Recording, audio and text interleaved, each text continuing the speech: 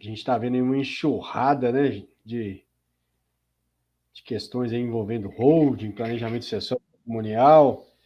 E aí, para coroar um caso midiático para a gente tratar sobre o assunto.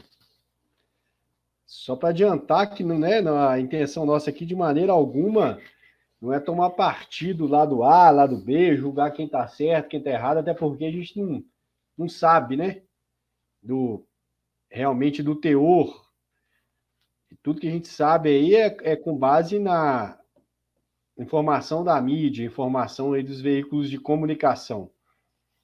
No último domingo, a cantora, a atriz Larissa Manoela deu uma entrevista aí no Fantástico, uma matéria de quase 15 minutos. Eu vi a matéria toda até para me informar. E depois a matéria gerou várias repercussões, muita gente da área aí comentando o assunto. E realmente, assim, pelo que foi exposto, dá para a gente abrir aí uma série de discussões, né? Uma série de discussões dá para ser levantada a partir da matéria que foi trazida, né? Não cabe a gente aqui a julgar, mas vale a pena essa repercussão midiática para a gente tentar fazer o que a gente objetiva fazer aqui toda quinta-feira, o que a gente objetiva fazer com o nosso trabalho, que é esclarecer, formar, dar boa informação técnica correta sobre determinadas questões. Para quem não viu ainda, eu sugiro que veja. A polêmica é em torno da administração, né, da gerência do patrimônio da atriz e cantora pelos pais. Né? Ao que parece, ela já trabalha aí no show business há muito tempo, começou como modelo infantil, e aí a carreira foi só melhorando, né, deslanchando. Aqui em casa mesmo, eu tenho duas filhas, né, uma de 7 e uma de 10, são fãs da Larissa Manoela, admiram aí o trabalho dela, na novela Carrossel, e por aí vai. E aí a discussão é que os pais até então gerenciavam a carreira da Larissa Manoela, desde que ela era criança, e agora ela está com 22 anos e resolveu aí realmente assumir as rédeas da sua carreira. Isso gerou aí uma discussão que chegou à mídia, que chegou aos meios de comunicação, foi publicizada aí nos meios de comunicação. Hoje mesmo, agora eu não sei se foi hoje que manifestou, a mãe dela também manifestou aí nos meios de comunicação, mas a questão, inicialmente, envolve gerenciamento, né, de bens, de carreira, até do trabalho do menor. Essa coisa do menor trabalhar, né, aqui no Brasil tem vedações legais, no caso do caso até de questões trabalhar no meio artístico, por causa até da omissão legislativa, em tese teria que pedir autorização caso a caso. Não é de agora essas polêmicas de menores trabalhando aí na mídia, trabalhando aí nos meios de comunicação, e a forma, né, correta de abordar juridicamente isso já não é novidade. Não há uma legislação clara nesse sentido. Há uma vedação para que o menor trabalhe no Brasil. Né? Há uma vedação para que o menor trabalhe no Brasil, isso do ponto de vista trabalhista. E, em razão disso, né, até o artigo 60 do Estatuto da Criança e Adolescente, é proibido qualquer trabalho de menor de 14 anos de idade. Né? Então, é proibido qualquer trabalho de menor de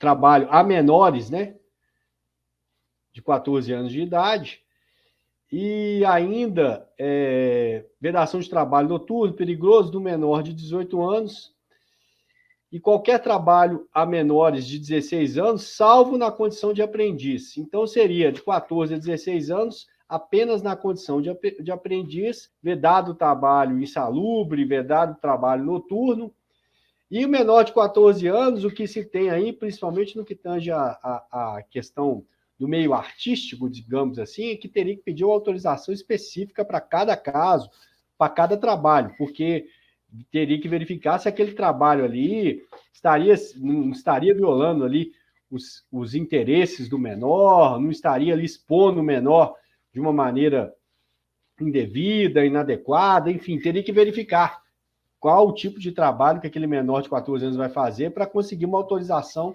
específica. O caso é que a Larissa Manoela vem trabalhando aí desde os 4 anos de idade, a carreira dela deslanchou e foi constituída uma empresa para gerenciar ali a carreira dela, nada mais que natural. E aí surge a primeira questão jurídica. Menor pode ser sócio de pessoa jurídica? Menor pode ser sócio de empresa? No primeiro momento, né, a gente pode falar, não pode. Mas sim, ele pode. Desde que devidamente representado, pode sim. Há um representante, e aí aquele menor ali pode ser cotista, ter as cotas de uma empresa. Ele não vai poder realizar atos de administração da empresa, mas ele pode. E o que isso tem a ver com a holding? Tem a ver com a holding, porque dentro desse projeto, de um projeto de planejamento sucessório e patrimonial, eventualmente você pode incluir um menor como sócio devidamente representado de uma empresa. Você pode fazer isso. E o fato é que houve a abertura dessa empresa, a carreira foi cada vez mais evoluindo, deslanchando, e aí eu não vou entrar em maiores detalhes no caso em questão, porque o que mais vale aqui é a discussão que o caso traz, e não necessariamente o caso em si, até porque a gente não sabe de tudo, né? A gente sabe o que a mídia aí traz, escuta um lado, tenta escutar o outro para não cometer injustiças, né? Mas o fato é que a carreira foi deslanchando, e aí parece que foi aberta uma outra pessoa jurídica para comportar aquela pessoa jurídica que já existia anteriormente, para administrar melhor o patrimônio, que foi cada vez aumentando mais, e chegou a um ponto que houve um rompimento. Primeira coisa, além dessa questão da sociedade envolvendo menores, há que se ressaltar que a figura do pai, da mãe, tem uma responsabilidade com o menor no que tange ao poder familiar, né? Alguns falam até em poder parental, aquela figura do pato-poder já tá ultrapassada, mas há uma responsabilidade no que tange esse poder ali de gerenciar o que for melhor ali para o interesse da menor, né? Até então era menor. E isso inclui, inclusive, questões financeiras, né? Parte do pressuposto que, uma vez menor de 18 anos, o pai e a mãe vai saber o que é melhor para o filho, inclusive no que tange administrar o patrimônio dele. Agora, isso é uma presunção, né? Que, é claro, pode ser relativizada.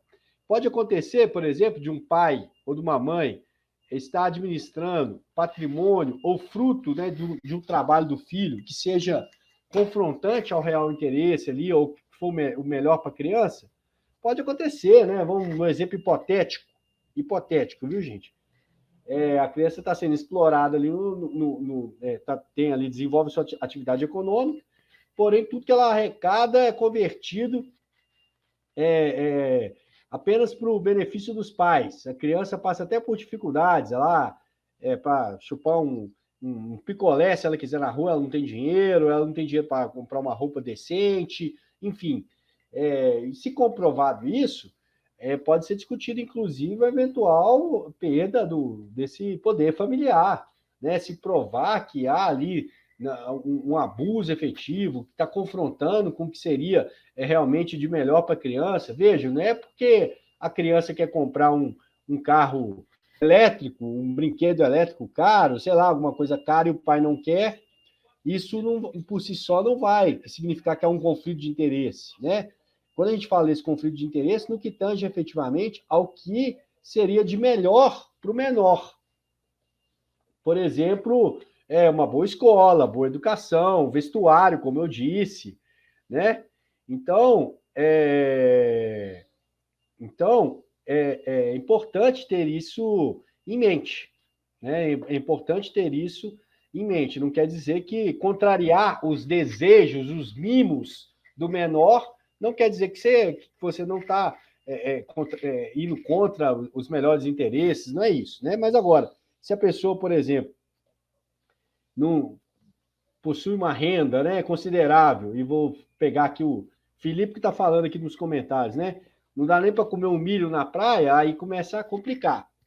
Volto a dizer, não estou falando que esse é o caso lá da Larissa Manoela, nós estamos pegando isso como um ponto de discussão. Então vamos lá, sociedade envolvendo menor, posteriormente o gerenciamento desse patrimônio pelos pais, né, ou pelos responsáveis, o limite desse gerenciamento, né, como que vai se dar esse gerenciamento, efetivamente se há uma busca do melhor interesse daquela criança, lembrando que esse melhor interesse não quer dizer mimos, luxos, caprichos, mas garantir sim, né, o que é possível ali, levando em conta aquela renda, aquele patrimônio. E isso pode ser estruturado numa pessoa jurídica para facilitar, né? Nós já dissemos aqui várias vezes, para ser bem objetivo, a pessoa jurídica, por exemplo, paga menos imposto de renda. A Larissa Manoela, ela recebia lá os valores pelos contratos, as contratos publicitários, pelos trabalhos televisivos dela, né? E ela dá um RPA, um recibo, ela ia pagar muito mais tributo. Então, normalmente, via PJ, vai emitir até uma nota fiscal de prestação de serviço, dependendo da situação, né? Então, há um estímulo tributário para que isso aconteça. Agora, não pode servir a pessoa jurídica para limitar o acesso de um dos sócios ou daquele que detém ali os meios de trabalho ao patrimônio que está produzindo. E aí eu vou pegar um gancho do que foi falado, tá, gente? Isso aí foi falado. Foi falado que ela teria uma porcentagem lá mínima, ínfima, com relação a essa primeira empresa que foi constituída, né? E isso estava gerando para ela, né? Óbvio, se ela fatura 100 e ela tem uma participação de 3%, 6%, e os outros sócios uma participação muito maior, é óbvio que ela, no final das contas, ela vai estar recebendo menos do que os outros sócios lá para a empresa, da empresa. Então, necessário aí, ou seria necessário, esse reequilíbrio, né? Então, o primeiro ponto o primeiro paralelo que a gente faz, com tudo que a gente já vem falando aqui nas aulas, é não ignorar que a proporcionalidade societária não pode simplesmente ignorar a realidade fática, a realidade parental, a realidade familiar numa holding, né? Não tem problema nenhum irmãos serem sócios, pais e filhos serem sócios, mas isso não pode ser utilizado, a distribuição societária, utilizada para lesar uma das partes, né? Então, vejam, o sócio pode, por exemplo, ceder livremente a sua cota a quem não seja sócio, né? Independência até das audiências, de ouvir efetivamente os sócios, né? Mas isso tem que ser tudo bem disposto nos contratos social, no caso das sociedades limitadas, né? Então, voltando ou continuando nesse paralelo lá com o caso da Larissa Manoela, não pode usar da sociedade ou daquela sociedade para burlar ou para lesar. Ah, não, aqui, tudo bem, você que realiza todo o trabalho, a imagem é sua, né? Não todo o trabalho, que existe todo um trabalho de bastidor ali, mas você está aí realizando o trabalho, mas pela nossa sociedade aqui, a sua porcentagem é só desse tamanhozinho aqui. Só de 5%, de 10%. Mas, peraí, essa sociedade foi constituída quando era menor ou foi refeita posteriormente? Em que condições que ela foi refeita, né, ou foi redistribuída essas cotas? Existe realmente uma equidade ou uma proporcionalidade nessa distribuição? Houve um abuso de poder aí, no sentido de abusar da condição de pai ou de mãe, na hora de deliberar sobre esse contrato social? Isso tudo tem que ser analisado.